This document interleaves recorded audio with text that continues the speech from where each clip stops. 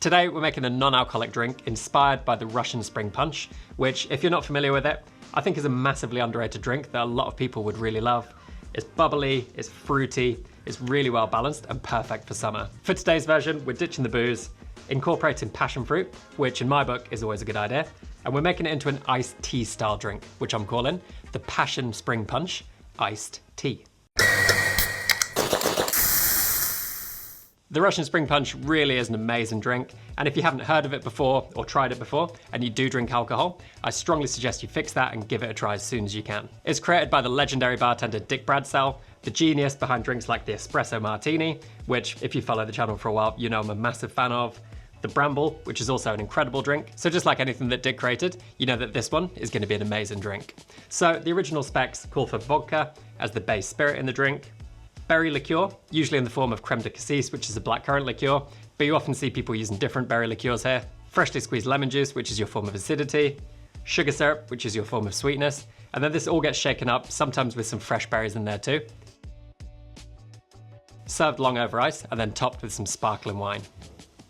Everything just works really nicely together as you expect it to, but I do think we can create a version of this in a more of an iced tea format, which is going to retain the magic and character of the original drink, without containing any alcohol. So the idea behind these ingredients is they're very simple, very accessible. You just need a passion fruit, some berries of your choice. I'm going with raspberry and blackberry, a strong brewed tea or infusion of your choice. I'm going for a blend of chamomile and lemon and ginger teas, 3 grams of tea, or tisane, technically speaking, to 100 grams of boiling water. Leave this to steep and then strain it out. But you can use whatever tea you have on hand here and it'll still taste great. We're gonna need a lemon for our acidity, sugar syrup, again for sweetness, and then I'm gonna top this up with ginger ale, just to bring a little bit of that kind of heat and warmth that the ginger brings, which almost mimics the alcohol in there. So this is a really simple build. First of all, we're gonna go in with half of our passion fruit, and although this obviously isn't in the classic recipe, I just think it works really nicely from a flavor perspective. Passion fruit, berries, fizzy ingredients, there's a lot to love here. And passion fruit I just think is one of the best things in the world. So any excuse to use it, I pretty much will do, which is what we're gonna do here. So scraping in half the passion fruit, we're gonna save the other half for our garnish, and then we're gonna go in with our berries. Again, use what you have here. I'm going in with 3 raspberries and 3 blackberries, which are bang in season at the moment. Don't waste your time muddling these and creating more dishes for yourself.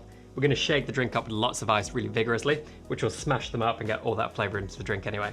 And then next up, we're going in with our strong tea. So, as I said before, pretty much any strong tea will do here, as long as it's a complementary flavor. So you could use black tea, Earl Grey would be really nice in here. Green tea could also work really well. But in here, I've gone for that chamomile, lemon and ginger, just because it brings a bit of heat to the drink. The chamomile and the passion fruit, I think, work really nicely. But as long as it's a strong tea and you're going with 50 mils, that's a really nice replacement for the vodka in the original drink. Don't worry if your tea's overbrewed. In fact, we actually want to aim for that. So I use boiling water no matter what tea I'm brewing here, even if that's higher than you recommend for drinking, because I actually want that astringency and almost dryness that the alcohol brings, mimicked by the tea in the drink. I'm gonna go in with 25 mils of freshly squeezed lemon juice, 15 mils of sugar syrup. I'm going with Mon and cane sugar syrup, but any 2-to-1 syrup will work really nicely. And that gets a really good hard shake with lots of ice.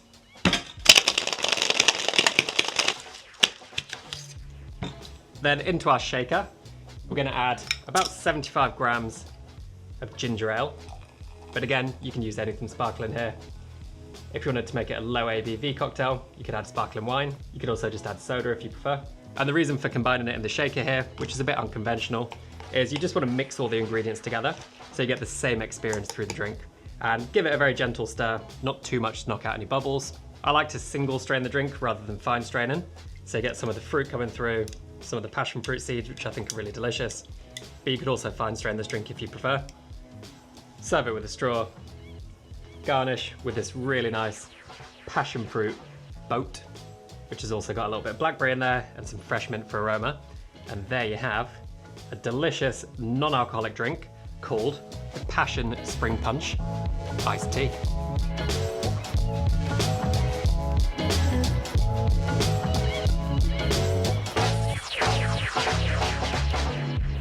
All right, let's get stuck in. Cheers. This has got everything I want in a cocktail and more. It's perfectly balanced. It's got really nice texture, lightly sparkling, but really full-bodied.